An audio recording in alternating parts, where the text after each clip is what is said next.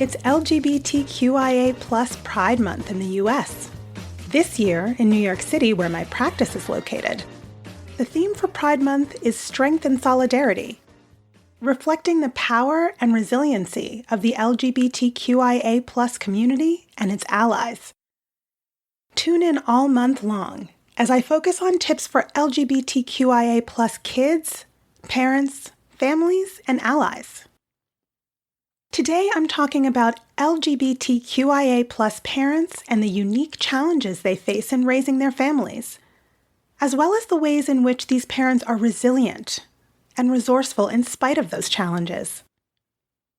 Welcome back to Project Parenthood.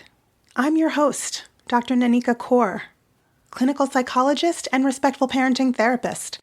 Each week, I'll help you repair and deepen your parent-child connection, increase self-compassion and cooperation from your kids, and cultivate joy, peace, and resilience in your relationship with them. According to the American Academy of Family Physicians, almost 30% of LGBTQIA plus adults, those who identify as lesbian, gay, bisexual, transgender, queer or questioning, intersex, asexual or agender, or with other diverse orientations and identities, are raising children under 18. That translates to between 2 and 3.7 million kids out there who have LGBTQIA plus parents. And despite the discrimination and stigma these families face, research consistently shows that LGBTQIA plus parents raise kids who don't differ in well-being, health, happiness, or success from the general population. LGBTQIA plus parents and families experience discrimination and stigma at both interpersonal and institutional levels, like healthcare barriers and few, and often hotly contested, legal protections. They may face discrimination from their family, their community, or members of their children's school, like verbal abuse, physical violence, or housing discrimination.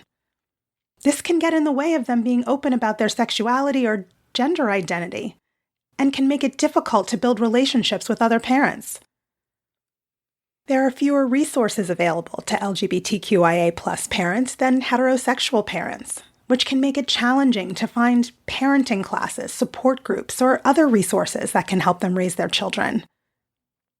LGBTQIA plus parents who are not already out may be afraid their kids will reject them if they know about their sexuality or gender identity, making it difficult for them to come out to their children or even be open about their sexuality or gender identity in general.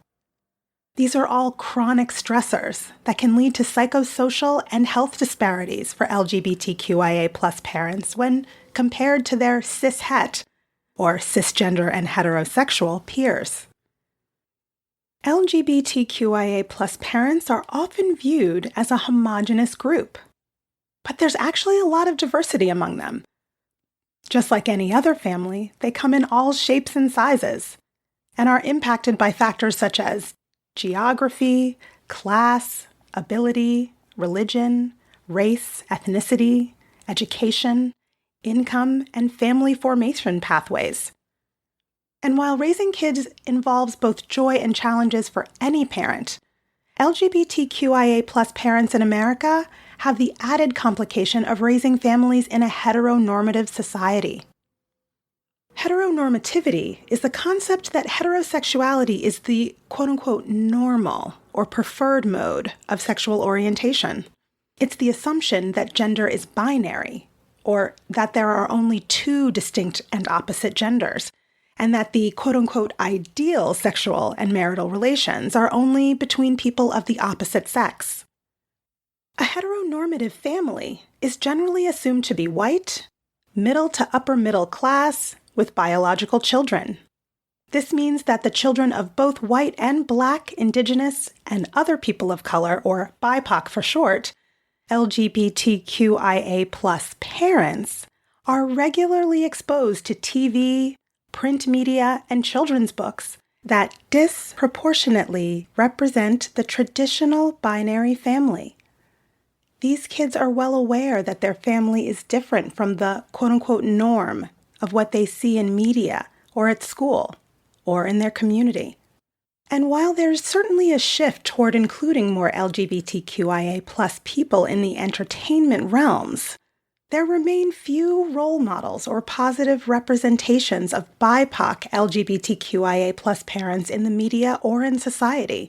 This can make it difficult for BIPOC LGBTQIA+ parents to feel seen and accepted. There are also diverse pathways to becoming an LGBTQIA+ parent. Some are parenting children from prior heterosexual relationships, having come out after having had kids. Others adopt privately or via the foster care system.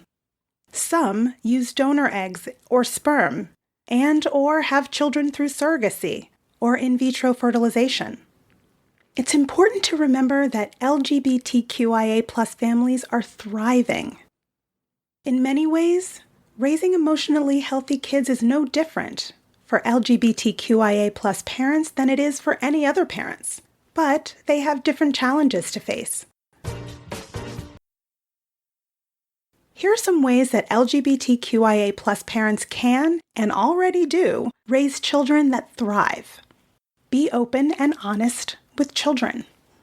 Right from the start, tell kids the story of how you came to be a family.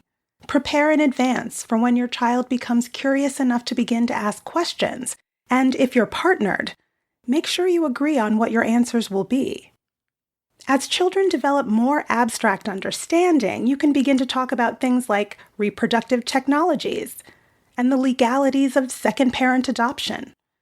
Ultimately, when you're welcoming and encouraging of questions your kids have about your unique family dynamics, it helps them feel more confident and self-accepting and less anxious about their family structure. Talk about all kinds of families.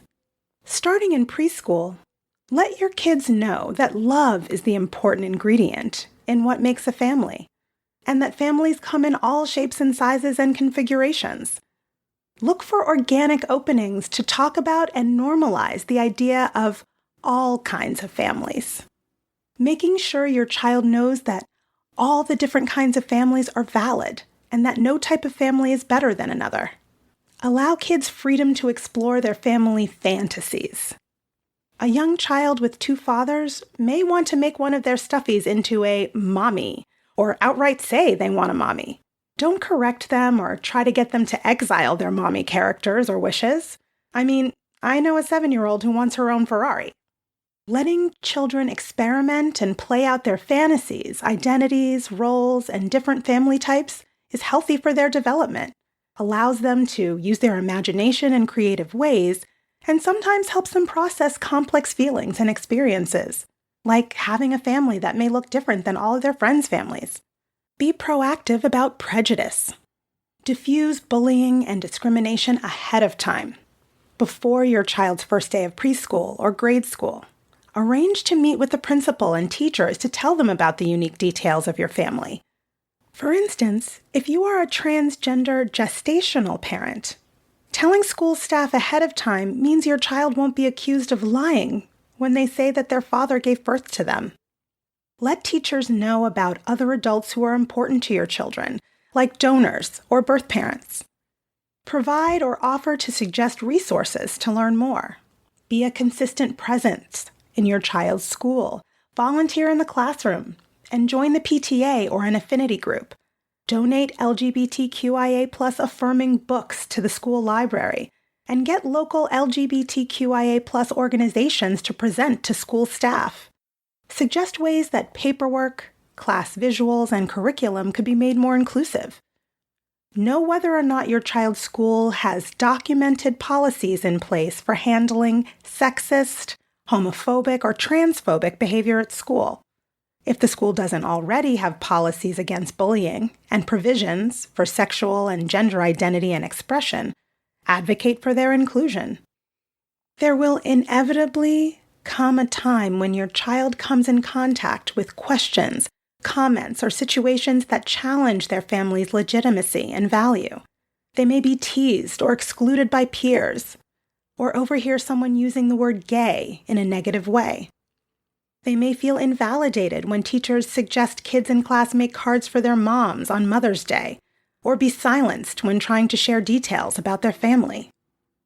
In a perfect world, you will have already given them a solid foundation that helps them feel supported and empowered with the truth that they are loved and that their family is valid.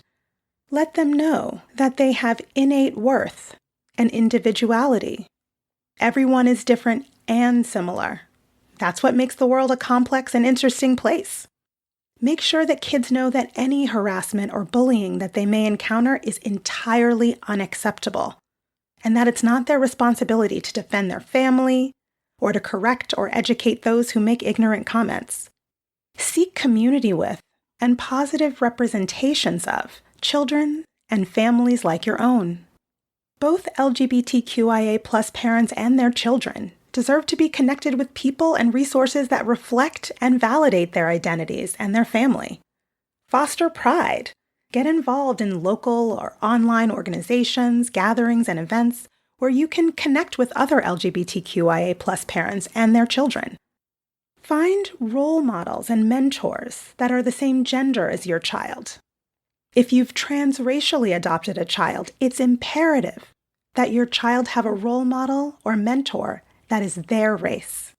Seek out media, books, and documentaries that reflect and embrace LGBTQIA+ parent families. Help your kids feel proud of their family and proud of their identities. Stand up for your child when necessary, and help them stand up for themselves. If your child comes to you with an issue like bullying, stay calm. When you know your child's in trouble, it's natural to want to help. But if you always jump in and solve their problems or react too emotionally, they won't learn how to self-advocate, and they're in the position of feeling they have to take care of you, and they won't tell you about it the next time. Instead, teach your child how to stand up for themselves and also ask for help when they need it. Sometimes kids want you to just listen and not get involved.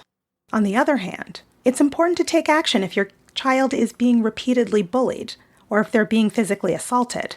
Still, stay measured.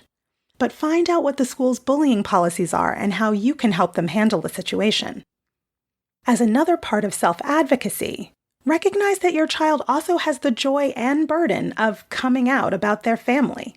Let your kids tell their friends, peers, and others at their own pace and in their own time.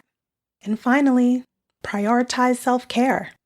Resist the urge to sacrifice all of your needs for your child's needs.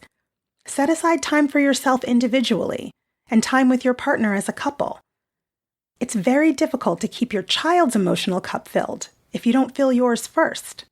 If you're feeling emotionally overwhelmed for more than 4 weeks, seek professional help. It's the best thing to do for yourself and your children. Contacting your local LGBTQIA+ center, or a national one if need be, is a great place to find help getting matched with a therapist or other mental health provider. One of the most amazing qualities many LGBTQIA+ parents bring to their parenting experience is that they made a deliberate and often effortful and sometimes expensive choice to become parents. They had a strong desire to raise children. These are parents who can show their children firsthand about love and diversity. LGBTQIA+ parents' emphasis on chosen family may mean that their kids are lucky to have many adults in their lives who love them, and that the family has lots of social support. LGBTQIA+ parents may have straight kids who feel culturally queer, and the feeling of belonging in the LGBTQIA+ community might be a positive and valued part of their identity, making them exceptional allies to the equality movement and other intersectional movements. Or LGBTQIA+ parents may have queer kids who feel like both their parents and their access to affirming communities provide a built-in source of support. And ultimately, LGBTQIA+ parents might be more likely to allow their children to arrive at their own gender or sexual identity through autonomous exploration rather than rigid socialization that lacks agency or choice. And that's healthy for every child, no matter how their parents identify. That's all for today's episode of Project Parenthood. Thanks for listening, and I hope you found it helpful. Be sure to join me live on Instagram at BKParents on Monday June 12 at 1 p.m. for a Brooklyn Parent Therapy Ask Me Anything. I'm excited to answer your questions in real time. If you have a question for me about parent-child relationships, respectful parenting tips, and/or parental mental health you'd like me to cover in a future episode, shoot me an email at parenthood@quickanddirtytips.com, leave a message at 646-926-3243, or leave a message on Instagram at BKParents. That's BKPARENTS. And you can learn about my private practice working with parents living in New York State at www.brooklynparenttherapy.com.